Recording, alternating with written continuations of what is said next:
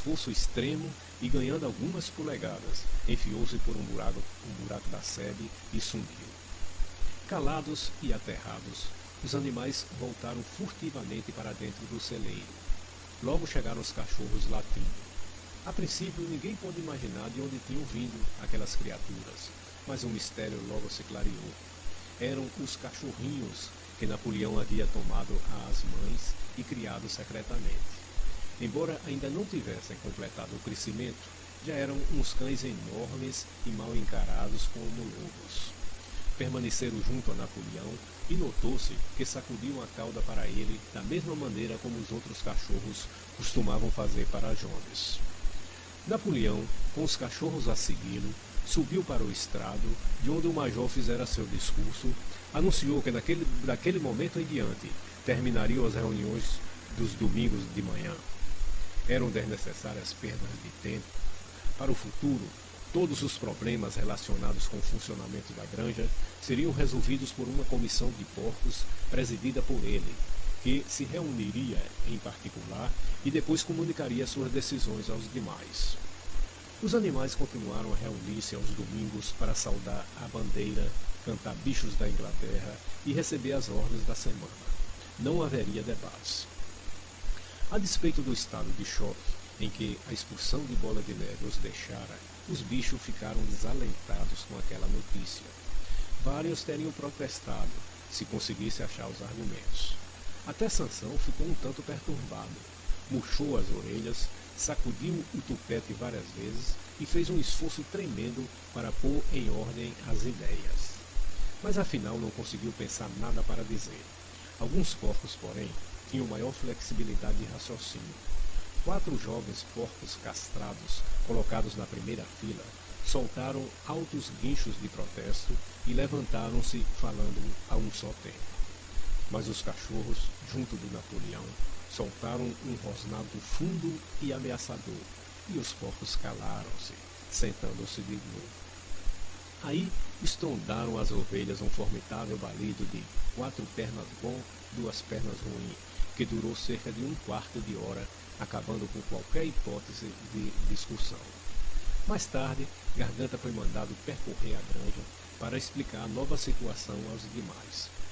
Camaradas, disse, tenho certeza de que cada animal compreende o sacrifício que o camarada Napoleão faz ao tomar sobre seus ombros mais esse trabalho.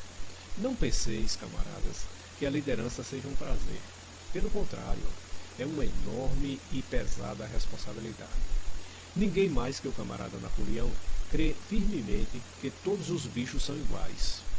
Feliz seria ele se pudesse deixar-vos tomar decisões por vossa própria vontade.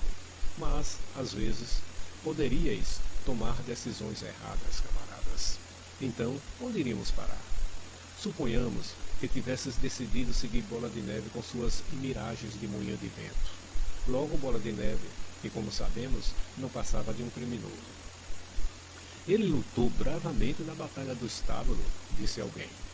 Bravura não basta, respondeu Garganta. A lealdade e a obediência são mais importantes. E quanto à Batalha do Estábulo, acredito, tempo virá em que verificaremos que o papel de Bola de Neve foi um tanto exagerado. Disciplina, camaradas, disciplina férrea. Este é o tema e o lema para os dias que correm. Um passo em falso e o inimigo estará sobre nós. Por certo, camaradas, não quereis Jones de volta, hein? Uma vez mais, esse argumento era irrespondível. Sem dúvida alguma, os bichos não desejavam Jones de volta. E se a realização dos debates do domingo podiam ter essa consequência, que cessassem os debates.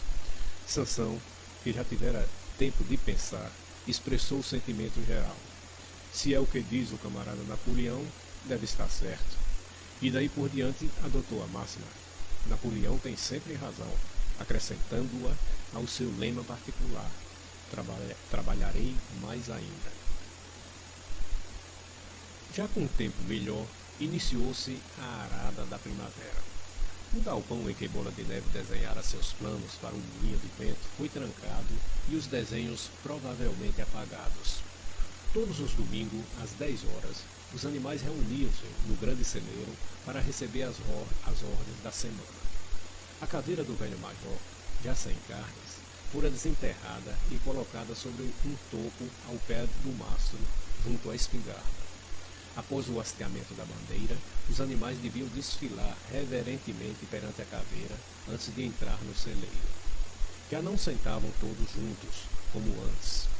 Napoleão, Garganta e outro corpo chamado Mínimo, dono de notável talento para compor canções e poemas, aboletavam-se sobre a parte fronteira da plataforma, os 9 cachorros em semicírculo ao redor deles e os outros porcos atrás. O restante dos animais ficava de frente para eles no chão do celeiro. Napoleão lia as ordens da semana num áspero estilo militar e, após cantarem uma única vez Bichos da Inglaterra, os animais se dispersavam. No terceiro domingo após a expulsão de Bola de Neve, os bichos ficaram um tanto surpresos ao ouvirem Napoleão anunciar que o moinho de vento seria, afinal de contas, construído. Não deu qualquer explicação sobre o motivo que o fizera mudar de ideia, apenas alertando os animais de que essa tarefa extraordinária significaria trabalho muito duro, podendo até ser necessário reduzir as rações. Os planos, entretanto. A Revolução dos Bichos, capítulo 6. Durante o ano inteiro, os bichos trabalharam feito escravos, mas trabalhavam felizes. Não mediam esforços ou sacrifícios, cientes de que tudo quanto fizessem reverteria em benefício deles próprios e dos de sua espécie que estavam por vir, e não em proveito de um bando de preguiçosos e aproveitadores seres humanos. Por toda a primavera e o verão, enfrentaram uma semana de 60 horas de trabalho e, em agosto, Napoleão fez saber que haveria trabalho também nos domingos à tarde. Esse trabalho era estritamente voluntário, porém o bicho que não aceitasse teria sua ração diminuída pela metade. Mesmo assim, ficou alguma coisa por fazer. A colheita foi pouco menor do que a do ano anterior e 2 lavouras que deveriam receber mandioca no início do verão não foram plantadas por não ter sido possível ará-las a tempo. Era fácil prever que o inverno seria bastante duro. A construção do moinho de vento apresentou dificuldades imprevistas. Havia na granja uma boa pedreira e grande quantidade de areia e cimento foi encontrada num depósito. Portanto, o material para a construção existia e estava à mão. O problema era que os animais não conseguiram resolver de início foi o de quebrar as pedras no tamanho desejado. Não parecia haver outra maneira senão com picaretas e alavancas, coisas que nenhum animal podia usar, porque não lhes era possível ficar de pé sobre 2 patas. Somente após semanas de trabalho em vão foi que ocorreu a alguém a ideia certa: aproveitar a gravidade. Pelo leito da pedreira jaziam seixos enormes, demasiado grandes para serem usados como estavam.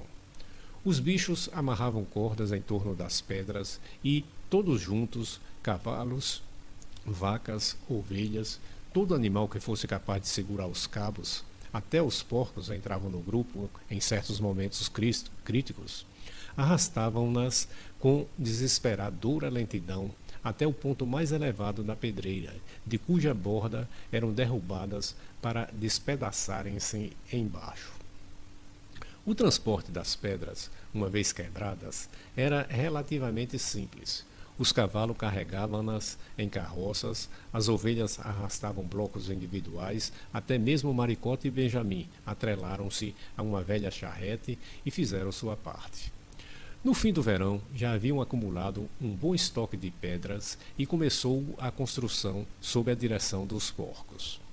Entretanto, o processo era demorado e laborioso. Frequentemente levavam um dia inteiro para arrastar uma pedra das maiores até o topo da pedreira e, às vezes, atirada pela borda, não quebrava. Nada se teria feito sem Sansão, cuja força parecia igual à de todos os outros bichos juntos. Quando a pedra começava a deslizar e os animais gritavam de desespero ao se verem arrastados colina abaixo, era sempre Sansão, que retesava os cabos e continha a pedra. Vê-lo na faina da subida, palmo a palmo, com a respiração acelerada, os costados molhados de suor e as pontas dos cascos cravadas no solo, era coisa que enchia a todos de admiração. Quitéria às vezes recomendava-lhe que tivesse cuidado e não se esforçasse demais. Mas Sansão não lhe dava ouvidos. Seus dois lemas, trabalharei mais ainda, e Napoleão tem sempre razão, pareciam-lhe resolver todos os problemas.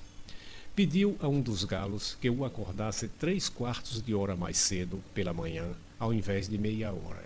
E nos momentos de folga, coisa que nos últimos tempos não sucedia muito a miúde, ia sozinho à pedreira, juntava um monte de pedra britada e puxava-o até o local do moinho de vento, sem a ajuda de ninguém. Os bichos não passaram muito mal aquele inverno, malgrado a dureza do trabalho. Se não dispunham de mais alimentos do que no tempo de Jones, também não tinham menos. A vantagem de só terem a si próprios para alimentar, sem os 5 esbanjadores seres humanos, era tão grande que compensava bem algumas faltas. E, sob muitos aspectos, seus métodos eram mais eficientes e econômicos. Certas tarefas, como, por exemplo, a limpeza de ervas daninhas, podiam ser realizadas com uma perfeição impossível aos seres humanos. E, como nenhum animal roubava, não houve necessidade de separar as pastagens das terras arábias, o que evitou o grande trabalho da construção de cercas e porteiras. Não obstante, à medida que o verão passava, começou a se fazer sentir alguma escassez imprevista. Houve falta de óleo de parafina, de pregos, de corda, de biscoito para os cachorros e de ferraduras para os cavalos, coisas que não podiam ser fabricadas na granja. Mais tarde, faltaram também sementes e adubo artificial, além de vários tipos de ferramentas e, finalmente, a maquinaria para o moinho de vento. Como obter isso tudo? Ninguém conseguia imaginar. Um domingo de manhã, quando os bichos se reuniram para receber as ordens, Napoleão anunciou sua decisão de encetar uma nova política. A partir daquele dia, a granja dos bichos passaria a comerciar com as da vizinhança, naturalmente sem qualquer objetivo de lucro, mas com o fito único de obter algumas mercadorias urgentemente necessárias. As exigências do moinho de vento deviam sobrepujar tudo mais, disse. Em consequência, ele estava tratando da venda de uma grande meda de feno e de parte da safra de trigo daquele ano. Mais tarde, caso fosse necessário mais dinheiro, este teria de ser obtido com a venda de ovos, para os quais sempre havia mercado na cidade. As galinhas, disse Napoleão, deveriam agradecer a oportunidade de oferecer esse sacrifício, como contribuição especial em prol da conservação do moinho de vento. Os animais sentiram outra vez uma vaga inquietude. Nunca realizar quaisquer contatos com seres humanos, nunca fazer comércio, jamais utilizar dinheiro. Essas coisas não estavam entre as primeiras resoluções passadas naquela formidável reunião inicial logo após a expulsão de Jones? Todos se lembravam da aprovação dessas resoluções, ou pelo menos julgavam lembrar-se. Os 4 jovens porcos castrados que haviam protestado quando Napoleão acabara com as reuniões, levantaram timidamente a voz, mas foram logo silenciados por um rosnar terrível dos cachorros. Nesse instante, como de hábito, as ovelhas estalaram. 4 pernas bom, 2 pernas ruim. E a momentânea impertinência foi abafada. Finalmente, Napoleão levantou a pata, ordenando silêncio, e declarou que já havia tomado todas as providências. Não haveria necessidade de qualquer animal entrar em contato com seres humanos, coisa que seria da maior inconveniência. Ele pretendia tomar sobre seus ombros toda essa carga. Um certo senhor Whymper, que era procurado em Wimbledon, concordara em atuar como intermediário entre a granja dos bichos e o mundo exterior e viria à granja todas as segundas-feiras pela manhã, a fim de receber instruções. Napoleão finalizou o discurso com sua exclamação habitual de "Viva a granja dos bichos!" E após cantarem Bichos da Inglaterra, os animais foram dispensados. Depois, Garganta percorreu a granja para tranquilizá-los. Assegurou-lhes que tal resolução contra o engajamento no comércio e o uso de dinheiro jamais fora aprovada. Aliás, nem sequer apresentada. Era pura imaginação e provavelmente tinha origem em mentiras inventadas por Bola de Neve. Alguns bichos ainda permaneciam em dúvida, porém Garganta perguntou-lhes astuciosamente: "Vocês estão certos de que não sonharam com isso? Existe algum registro dessa resolução? Está escrito em algum lugar?" E uma vez que realmente não existia escrito nada parecido com isso, os animais se convenceram de seu engano. Todas as segundas-feiras, o Sr. Wimp visitava a granja, conforme o combinado. Era um homenzinho finório, de suíças crescidas, procurador de pouca clientela, porém suficientemente vivo para perceber, antes de qualquer outro, que a Granja dos Bichos precisaria de um representante e que as comissões seriam poupudas. Os bichos olhavam suas idas e vindas com um certo receio e evitavam-no tanto quanto possível. Apesar disso, ver Napoleão, de 4, dando ordens ao Imp, que permanecia em pé sobre 2 patas, era uma coisa que lhes acariciava o orgulho e parcialmente os reconciliava com a nova situação. As relações com o gênero humano andavam bem diferentes. Os humanos não odiavam menos a Granja dos Bichos, agora que ela prosperava. Na realidade, odiavam-no mais do que nunca. Todo ser humano tinha como questão de fé que a granja iria à bancarrota, mais cedo ou mais tarde, e, sobretudo, que o moinho de vento seria um fracasso. Reuniam-se nas estalagens e provavam uns aos outros, por meio de gráficos e diagramas, que o moinho estava fadado a desabar e, caso se mantivesse erguido, jamais funcionaria. Não obstante, mesmo contra a vontade, haviam criado um certo respeito pela eficiência com que os bichos conduziam seus assuntos. Sintoma disso foi o fato de começarem a chamar o sítio de Granja dos Bichos, abandonando a pretensão de continuarem a chamá-lo Granja do Solar.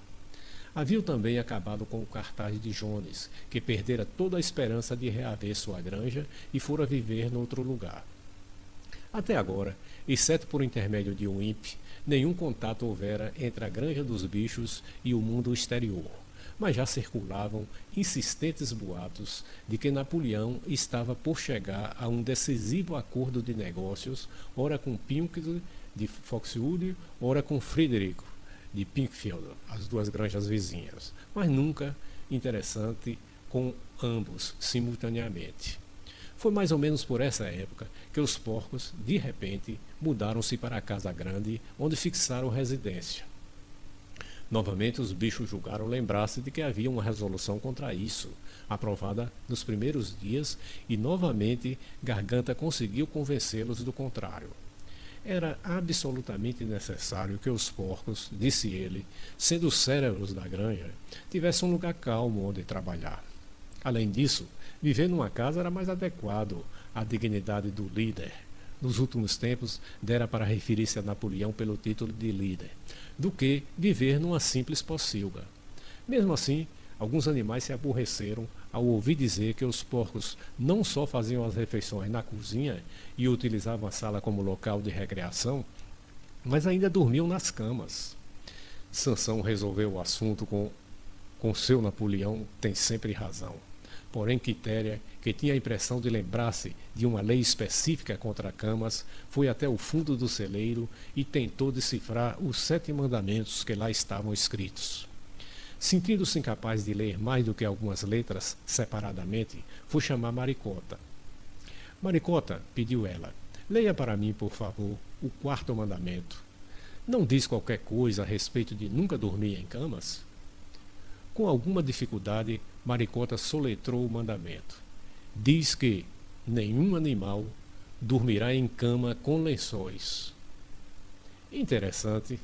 Quitéria não se recordava dessa menção a lençóis no 4º mandamento, mas, se estava escrito na parede, devia haver. E Garganta, que por acaso passava nesse momento, acompanhado de 2 cachorros, colocou todo o assunto na perspectiva adequada. Com que então vocês, camaradas, ouviram dizer que nós, os porcos, agora dormimos nas camas da casa. E por que não? Vocês não supunham, por certo, que houvesse uma lei contra camas, não é? A cama é meramente o lugar onde se dorme. Vendo bem, um monte de palha no estábulo é uma cama. A lei contra os lençóis, que são uma invenção humana.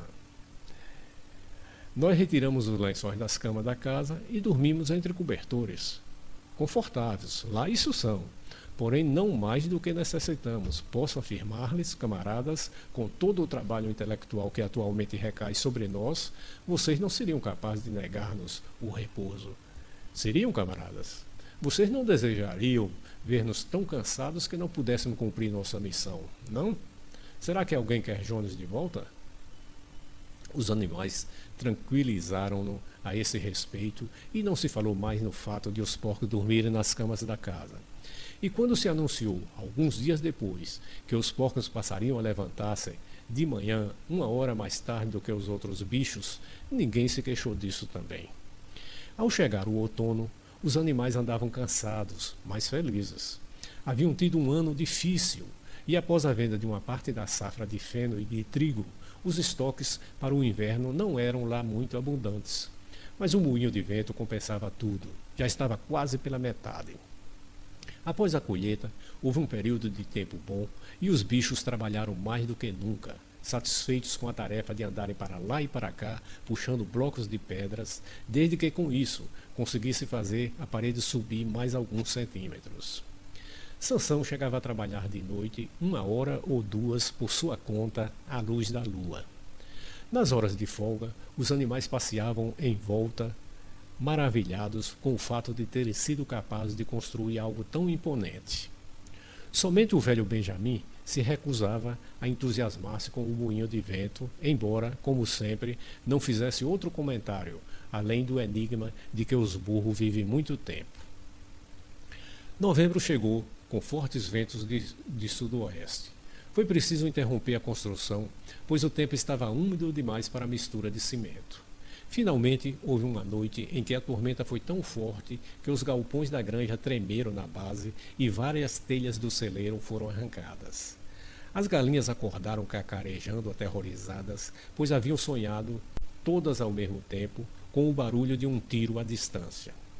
Pela manhã, ao saírem os animais de suas baias, deram com o mastro caído no chão e viram o olmeiro do pomar desgalhado como se fosse um rabanete. Mal haviam notado isso, quando soltaram um grito lancinante de desespero. Visão terrível se apresentava a seus olhos. O moinho de vento estava em ruínas. Correram todos para o local. Napoleão, que raras vezes abandonava seu passo normal à frente de todos, correu também. Sim, ali estava o moinho, o fruto de todas as suas lutas, rebaixado ao nível dos alicerces, e as pedras que tão laboriosamente haviam levantado, espalhadas pelas redondezas. Impossível falar de início. Ali ficaram olhando tristemente a desordem das pedras caídas. Napoleão andava lentamente de um lado para o outro, em silêncio, ocasionalmente farejando o chão aqui e ali. Seu rabicho se esticava e se sacudia energicamente para lá e para cá, num sinal de febril atividade mental. De repente estacou, como se tivesse chegado a uma conclusão. Camaradas, disse lentamente, quem é o responsável por isto? Sabe quem foi o inimigo que, na calada da noite, destruiu nosso moinho de vento? Bola de Neve, rugiu violentamente com voz de trovão. Bola de Neve foi o autor disto. Com rematada maldade, pensando em destruir nossos planos e vingar-se de sua ignominiosa expulsão, esse traidor penetrou até aqui, sob o manto da escuridão, e destruiu nosso labor de quase um ano. Camaradas, neste local e neste momento, pronuncio a sentença de morte para a Bola de Neve. Uma herói animal, segunda classe, e meio balde de maçãs ao animal que lhe fizer justiça. Um balde inteiro a quem o capturar vivo. Os animais ficaram chocadíssimos ao saberem que mesmo que Bola de Neve fosse capaz de uma coisa daquela. Subiu ao céu um brado de indignação e cada um pôs-se a pensar num modo de apanhar a bola de neve se algum dia ousasse voltar. Quase ao mesmo tempo, descobriram-se as pegadas de um porco a pequena distância da colina. Embora marcassem apenas alguns metros, pareciam dirigir-se a um buraco da sebe. Napoleão cheirou-as profundamente e declarou serem de bola de neve. Na sua opinião, bola de neve provavelmente viera da granja vizinha. Não percamos tempo, camaradas, bradou Napoleão, depois de examinar detidamente as pegadas. Temos muito trabalho pela frente. Hoje mesmo, de manhã, recomeçaremos a construção do moinho de vento e trabalharemos por todo o inverno, com sol ou com chuva. Mostraremos a esse traidor miserável que ele não pode desfazer nosso trabalho assim tão facilmente. Lembrem-se, camaradas, não deve haver modificações em nossos planos. Serão cumpridos à risca. Para a frente, camaradas. Viva o moinho de vento! Viva a Granja dos Bichos!